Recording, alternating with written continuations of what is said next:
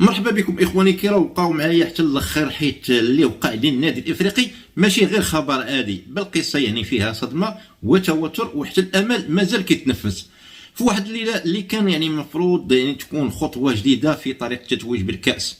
تحولت الاحلام فجاه لكابوس حقيقي. النادي الافريقي الفريق اللي دخل المنافسه بثقه كبيره لقى راسو برا خارج كاس تونس بطريقه حتى واحد يعني ما كان متوقعها.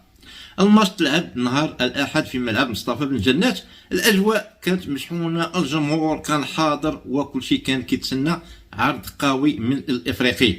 ولكن الصدمه جات يعني بكري بزاف، غير في الدقيقه السابعه، يعني 7 دقائق فقط كانوا كافيين باش يتقلب السيناريو كامل. يعني غلطه صغيره، تركيز غياب اللحظات يعني، واللاعب رائد بوشنيبه استغل يعني فرصه وسجل الهدف الوحيد في المباراه. يعني بحال هاد الهدف كيكون يعني صعيب بزاف، خصوصا ملي كيجي في البدايه كيدخل الشك يعني للقلوب وكيعطي دفعه قويه للخصم، ومن ثم بدات المعاناه.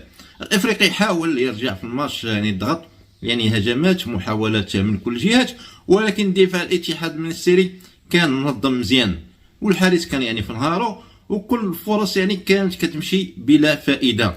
الدقائق دازوا والتوتر طالع والجمهور مشدود واللاعبين كيجريو، ولكن بدون نتيجه، بلا نتيجه حتى وصلنا للنهايه. صافره الحكم كانت قاصحه بزاف يعني، واعلنت رسميا اقصاء الافريقي من دور 16 للاسف ديال كاس تونس. ولكن القصه ما سالتش هنا، فنهايه الماتش كانت يعني سخونه بزاف، واكثر من الماتش يعني اكثر من الماتش راسو.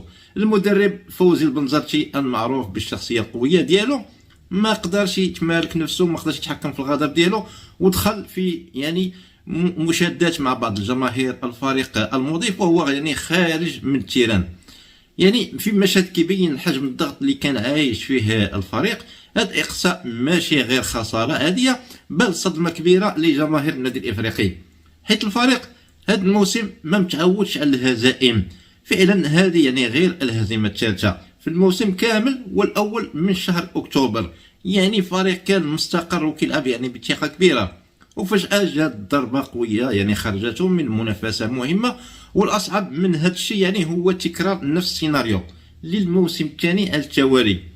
الاتحاد المنستيري كيقصي الافريقي من الكاس، وولات يعني بحال يعني عقده عند النادي الافريقي، يعني ما كتبغيش تتحل، وكأن التاريخ كيعيد راسو، ولكن بطريقه اكثر قساوه. وماشي غير كرة القدم اللي خيبت الامل، حتى فريق كرة الطائرة تلاقى يعني بهزيمة قاصحة 3-0 في واحد الويكاند كان يعني كحل على الجماهير النادي الافريقي. ولكن وسط هذا الظلام كامل كاين ضوء صغير ديال الامل، ويمكن يعني هو اللي غادي يرجع الروح للفريق وللجماهير النادي الافريقي.